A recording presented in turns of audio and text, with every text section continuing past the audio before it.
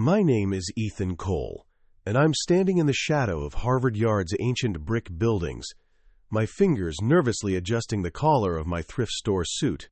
The morning air carries the scent of fresh-cut grass and the distant sound of graduation preparations, but all I can focus on is the knot in my stomach that's been tightening since I woke up at 5 a.m. I park my aging Honda Civic between a gleaming BMW and a Range Rover, the contrast almost comical. The silver paint on my car is faded, and there's a small dent on the passenger side that I've been meaning to fix for 3 years. Around me, families emerge from luxury vehicles wearing designer clothes and confident smiles, their conversations filled with talk of summer homes and European vacations. Before we jump back in, tell us where you're tuning in from, and if this story touches you, make sure you're subscribed, because tomorrow I've saved something extra special for you. I take a deep breath and check my phone. A text from Kevin Rojas, my old coding partner, and one of the few people who knows the whole story. Today's the day, man. Be proud. You earned this more than anyone. The weight of his words settles on my shoulders as I walk toward the graduation ceremony area. Families cluster together, taking photos and laughing, their joy infectious despite my nervousness. I spot them from about 50 yards away, Angela and Charles, surrounded by what looks like a small entourage of well-dressed guests. Angela is radiant in a cream-colored dress that probably cost more than my monthly rent, her blonde hair perfectly styled, gesturing animatedly as she speaks to a group of admirers. Charles stands beside her in a tailored navy suit, his silver hair catching the sunlight as he checks his expensive watch. Even from this distance, I can see the easy confidence that comes from never having to worry about money, never having to choose between paying the electric bill or buying groceries. My chest tightens as memories flood back, memories of sitting in Angela's pristine living room 7 years ago, listening to her explain why our marriage was no longer sustainable, how she needed someone who could provide stability and match her ambitions, how I had given up on success by choosing freelance work over a corporate career. What she didn't understand then, and what I've never been able to explain, is that I didn't give up on success. I chose something different. I chose to be present when Lily needed help with her math homework. I chose to drive her to robotics club meetings and debate tournaments. I chose to be the parent who was there when she had nightmares about her first day of high school.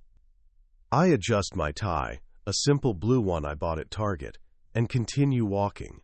The closer I get to the ceremony area, the more out of place I feel. But then I remember why I'm here. Today isn't about me, or Angela, or Charles. It's about Lily, and nothing.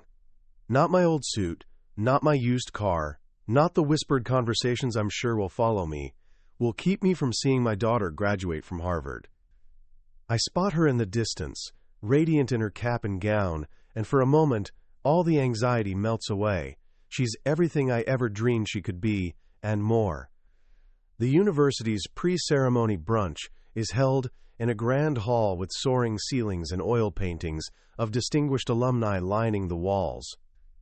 I find myself directed to what I can only describe as the overflow table, a small round table tucked behind a pillar, far from the main dining area where Angela and Charles hold court with Harvard's elite families. I sit alone, picking at my eggs Benedict, while watching Lily navigate between worlds. She's radiant, her dark hair catching the light as she moves gracefully from group to group, but I can see the subtle tension in her shoulders. She keeps glancing over at me, and I give her encouraging smiles, trying to signal that I'm fine, that she should enjoy her moment. "Lily, darling, come meet Robert Harrison," Angela calls out, her voice carrying across the room. "He's the CEO of Nexus Technologies. Charles arranged for you to have a summer internship with his company." I watch as my daughter is introduced to a distinguished man in an expensive suit. He shakes her hand with the kind of firm grip that suggests he's used to making deals, and I can see Angela beaming with pride as if she orchestrated Lily's entire academic career herself. The truth is different, though. I remember the nights when Lily was 12 and struggled with algebra, how we'd sit at my small kitchen table with a flashlight because the power had been shut off again. I'd explain equations while she ate peanut butter sandwiches for dinner, both of us determined not to let financial hardship dim her brilliant mind. I remember driving her to robotics competitions in my old car, the heater broken in the middle of winter, both of us bundled in blankets while she practiced her presentation one more time. I remember the pride in her eyes when she won her first coding competition, how she ran straight to me in the audience, not caring that I was the only parent there in work clothes instead of a suit. "Dad," Lily appears at my table, slightly breathless from making rounds. "I'm so sorry you're sitting way over here. Mom said the seating was arranged by the university, but I can ask." "It's fine, sweetheart," I interrupt gently, not wanting her to feel guilty about something beyond her control. "I'm just happy to be here. You look absolutely beautiful." She beams, and for a moment it's just us, the way it's always been. But then Charles approaches, his presence immediately commanding attention. "Ethan, good to see you," he says with that practice smile of his. "Lily was just telling us about her thesis project. Impressive work on sustainable algorithms. Very practical."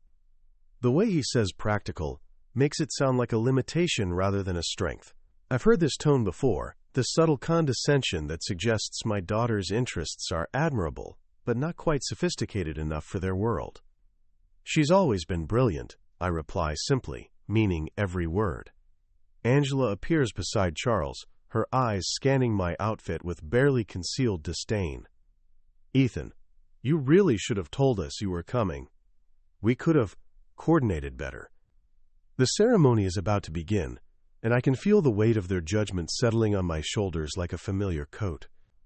As the brunch concludes and guests begin filtering toward the graduation ceremony, I find myself walking behind Angela and Charles, keeping a respectful distance. The spring air is crisp, and the sound of hundreds of footsteps on brick pathways creates a rhythm that should feel celebratory, but my chest tightens with each step. Lily is ahead of us, walking with her fellow graduates toward the staging area, where they'll line up for the processional. She turns back once, catching my eye and offering a quick wave. I wave back, my heart swelling with pride despite everything else swirling around us. That's when I notice Angela has slowed her pace, allowing the crowd to move ahead while she waits for me to catch up. For a moment, I think she might want to share this moment. Two parents, whatever our differences, watching their daughter achieve something remarkable. I'm wrong.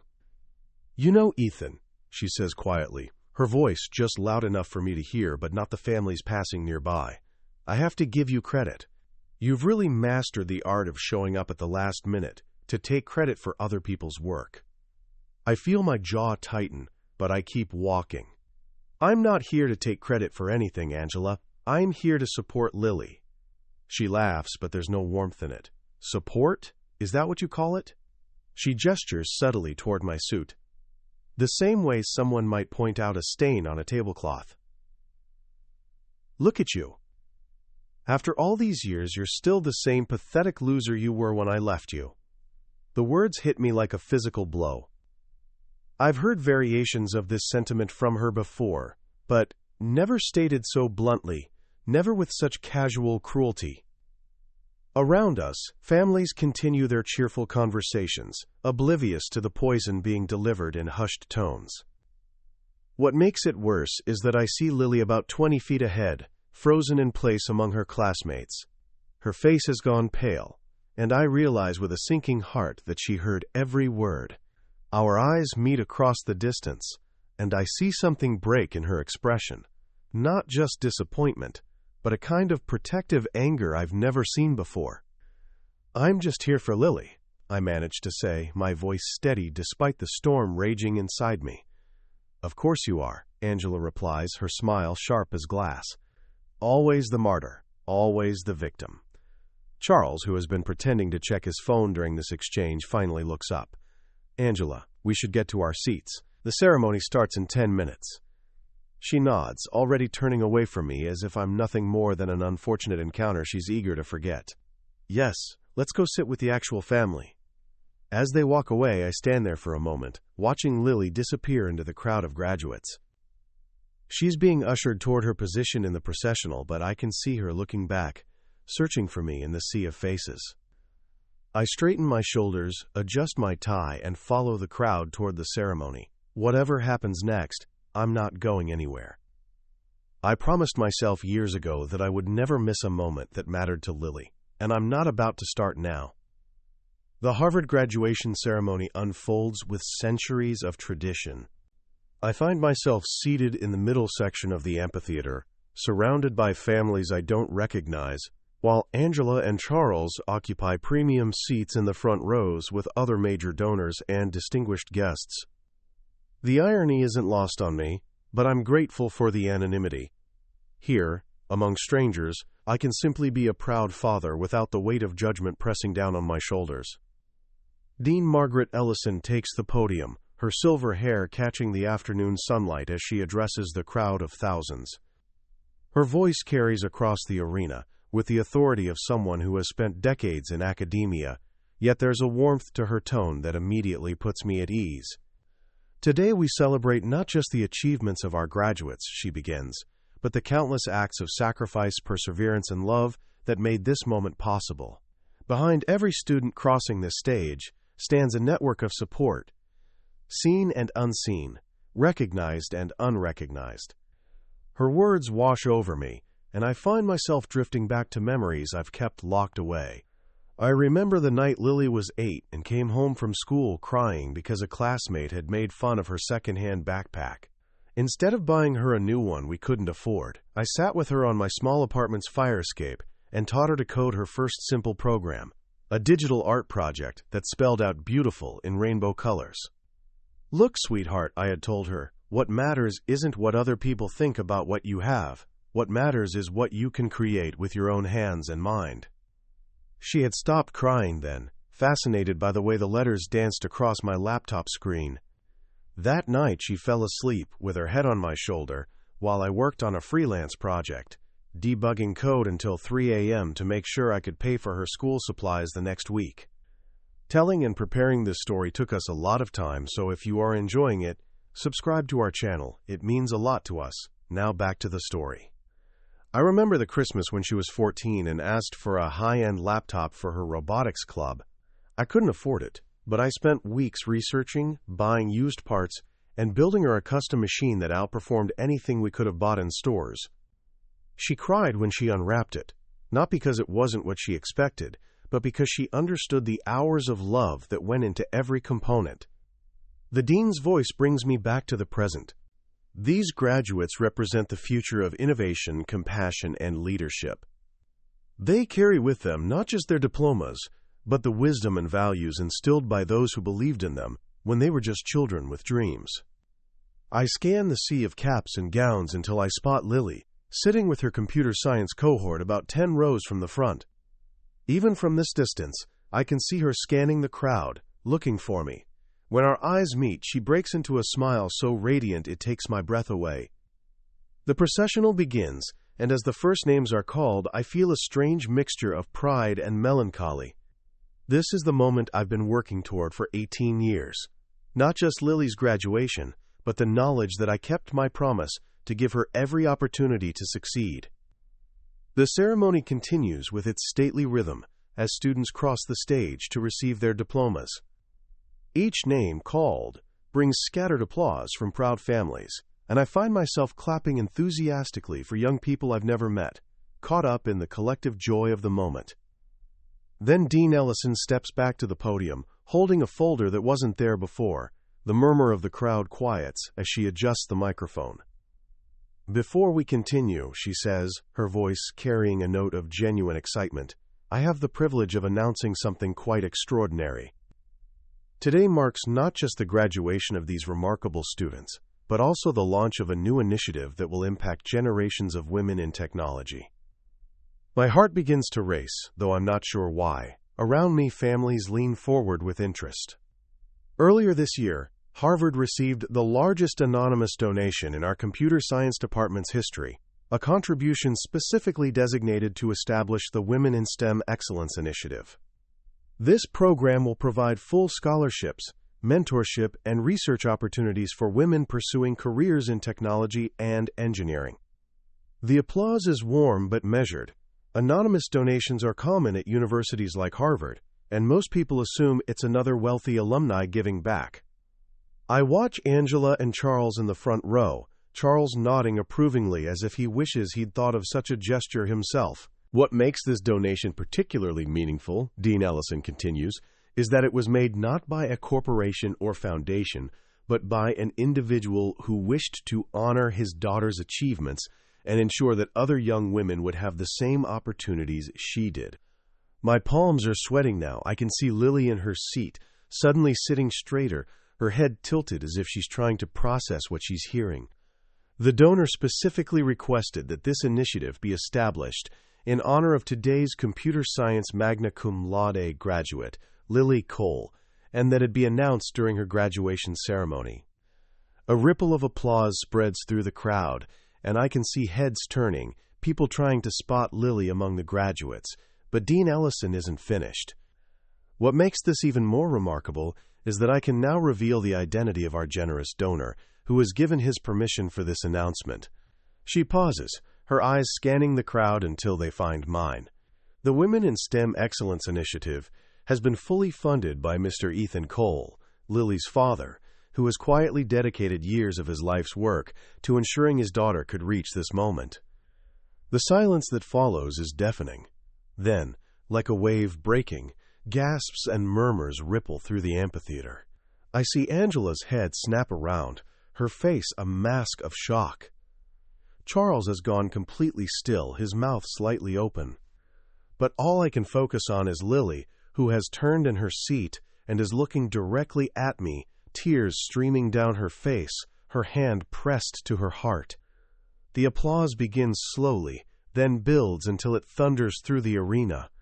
The applause seems to go on forever, but all I can see is Lily.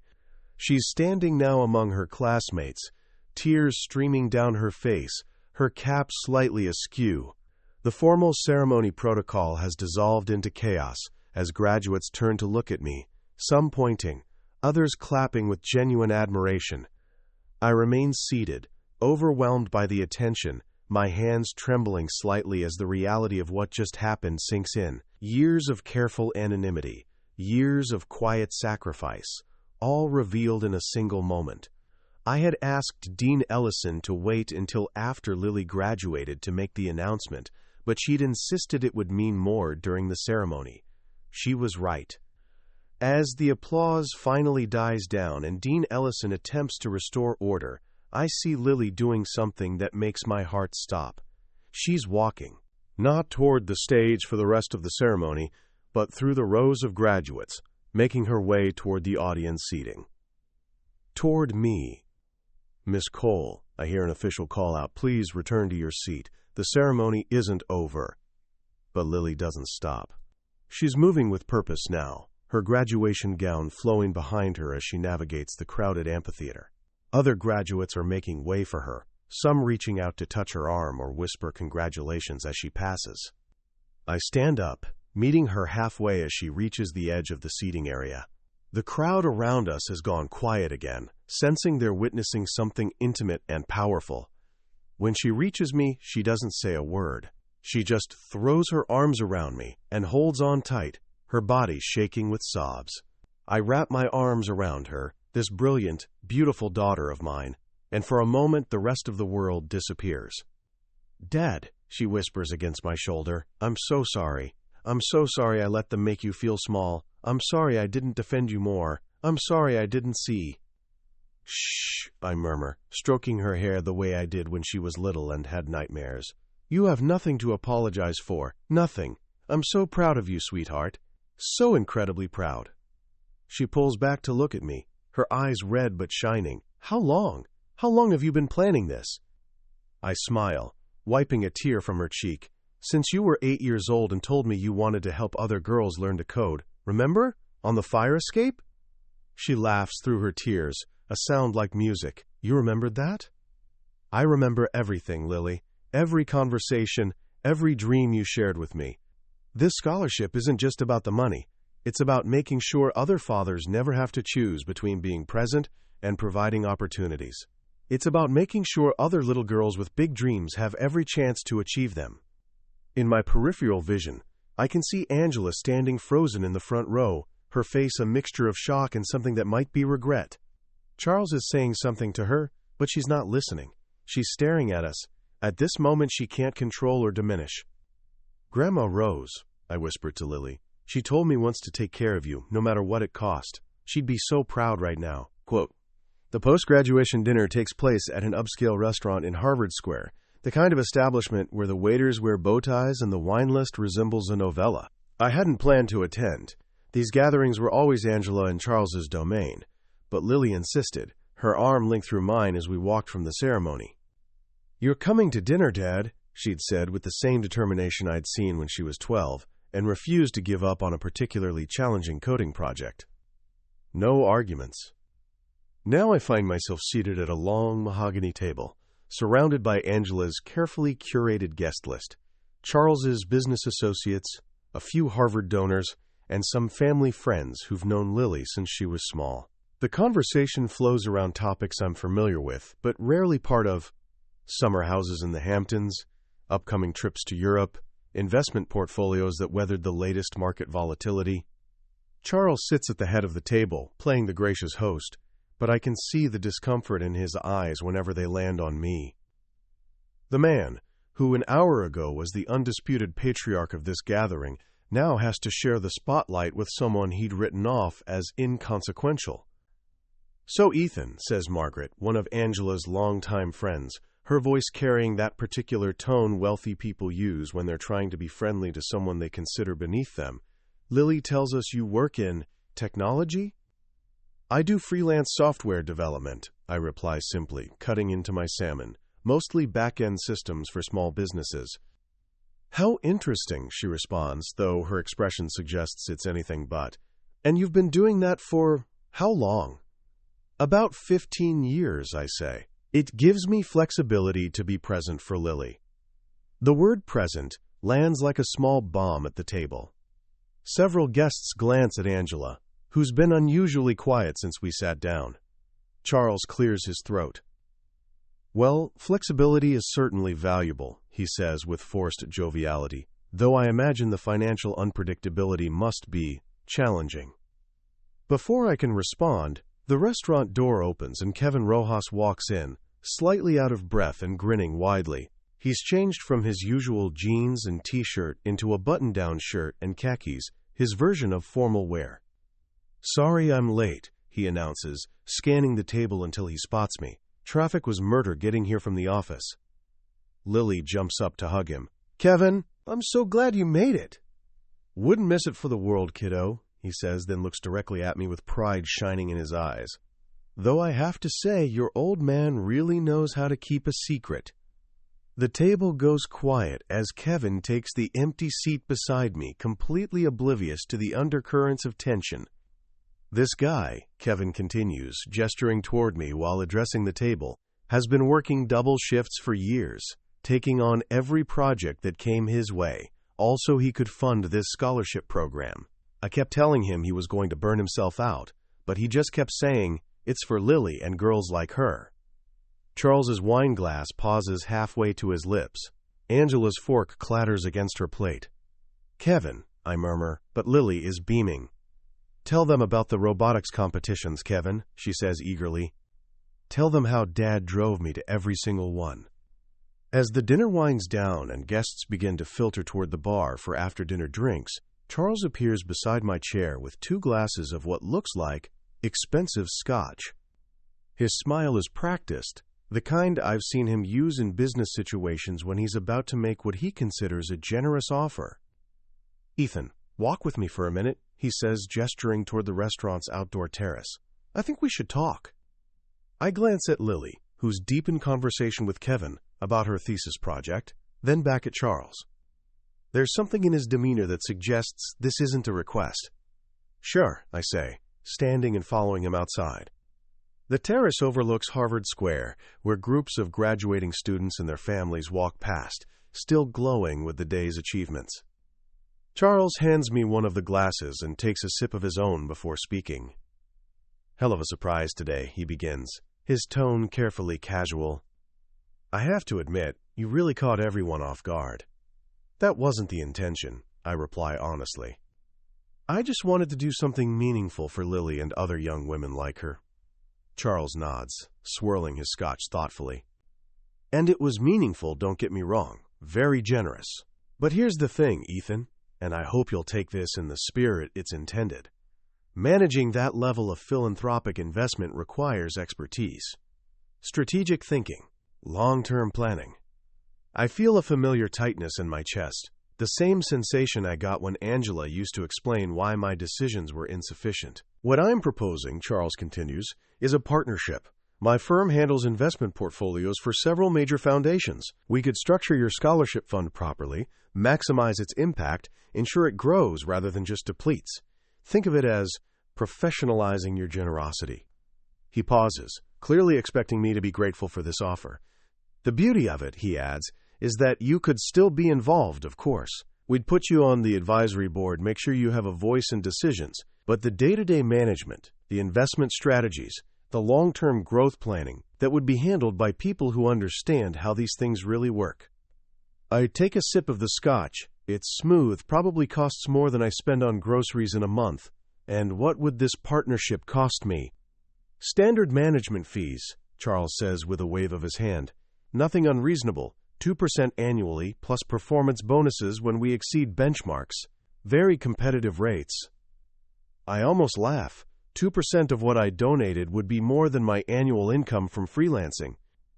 Charles, I say quietly, I appreciate the offer, but I'm not interested. His smile falters slightly. Ethan, I don't think you understand the complexity of what you've taken on. This isn't like coding a website for a local business. We're talking about fiduciary responsibility, legal compliance, investment diversification. I understand perfectly, I interrupt, setting my glass down on the terrace railing, and I'm still not interested. But why? The question comes out sharper than he intended. You could benefit from our expertise, our connections. We could introduce you to other philanthropists, help you build a real network in this space. For the first time since I've known him, Charles looks genuinely confused rather than condescending. It occurs to me that he can't fathom why someone would turn down his help, his world, his version of success. Because this isn't about building a network or maximizing returns, I explain. It's about keeping a promise I made to my daughter when she was 8 years old. As Charles and I return from the terrace, I notice Angela waiting by the restaurant's entrance, her designer purse clutched tightly in her hands. The dinner is officially over, guests are saying their goodbyes, and I can see Lily inside collecting her graduation cap from where she'd left it on the table. Ethan, Angela says quietly, can we talk? Alone? Quote. Charles gives her a questioning look, but she waves him toward their car. Give me a few minutes, I'll meet you there. We walk a short distance down the sidewalk, away from the restaurant's warm glow and the chatter of departing guests. The evening air has cooled, and I can see Angela pulling her silk wrap tighter around her shoulders. For a long moment, neither of us speaks. Then, with a voice I haven't heard from her in years, uncertain, almost vulnerable, she asks, Why didn't you ever tell me? Tell you what? About the money. About what you were doing. All these years, I thought. She trails off, looking down at the brick sidewalk. Why did you let me believe you had given up? That you were just settling for less? I consider the question, really think about it, because it wasn't about proving anything to you, Angela. It was about keeping my word to Lily. She looks up at me then, and I see something I haven't seen in her face since before our marriage fell apart. Genuine remorse. When did you plan all this? She asks. The scholarship, I mean. I started setting money aside the night you left, I tell her honestly. Not out of spite, not to prove you wrong. I just realized that if I was going to be Lily's primary support system, I needed to think beyond just day-to-day expenses. I needed to think about her future. Angela wraps her arms around herself. All those times I criticized your choices, your career decisions, your clothes. Her voice breaks slightly on the last word. I was so focused on what you weren't providing that I couldn't see what you were building.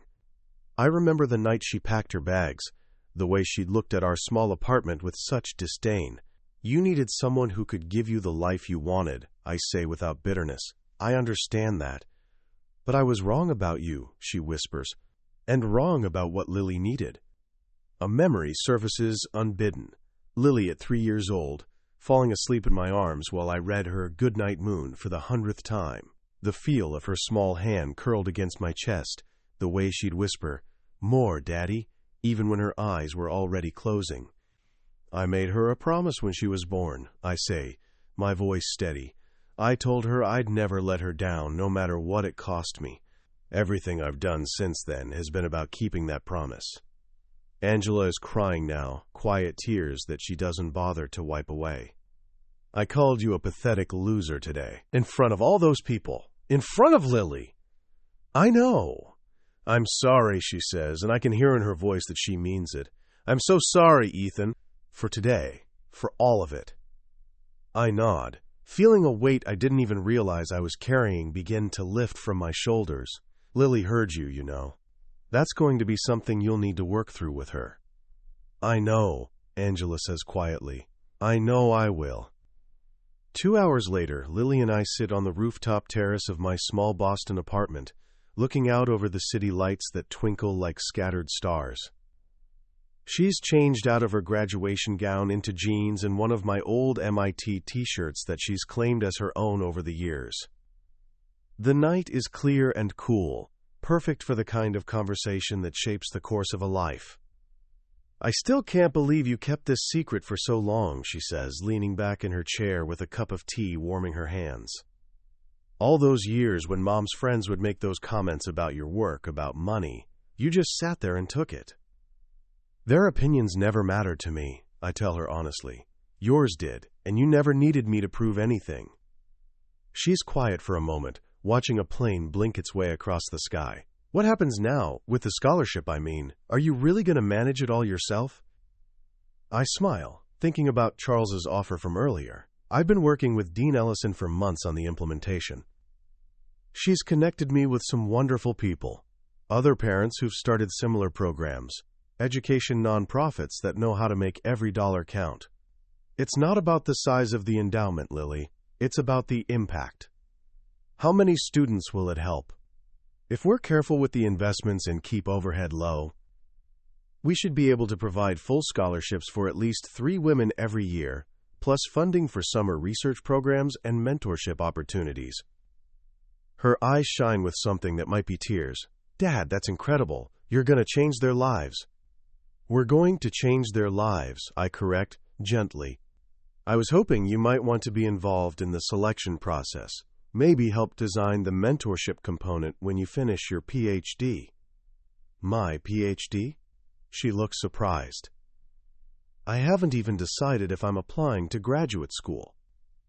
Of course you are, I say with the certainty of someone who's been watching her passion for research grow stronger every semester. You're going to get your doctorate, probably in artificial intelligence or machine learning, and then you're going to do work that makes the world better, just like your Grandma Rose always said you would. Lily sets down her tea and turns to face me fully. You know what I realized today? All those times I felt embarrassed about our apartment, about your old car, about shopping at thrift stores. I was seeing things through their eyes instead of my own. I was measuring your worth by their standards. And now? Now I see that while Charles was buying expensive suits and talking about his portfolio, you were building something that will outlast all of us. You were living your values instead of just talking about them. A comfortable silence settles between us as we watch the city below. Somewhere out there are young women who don't yet know that their dreams of studying computer science just became more achievable. Somewhere are girls like the 8-year-old Lily, who once sat on our fire escape, learning to code while the world told her she didn't belong in technology. Promise me something, Dad, Lily says suddenly. Anything. Promise me you'll never again let anyone make you feel small. What you've done, what you've built. It's extraordinary. And I need you to know that and believe it. I reach over and take her hand, feeling the calluses on her fingertips from years of typing code, the same hands that once fit entirely in my palm when she was learning to walk. I promise, I tell her, if you promise me something too. What's that? Promise me you'll never stop dreaming big, and promise me you'll help other girls do the same. She squeezes my hand and smiles, her face radiant with possibility. Deal! Above us, the stars shine down on a father and daughter, who finally understand that the greatest victories are often the quietest ones, and that love, when given without condition or expectation of recognition, has the power to change everything. Up next, we have 2 more incredible stories that are waiting for you. Just click the image you want to watch, and it will take you there. If you enjoyed this video, make sure to subscribe. It would mean a lot.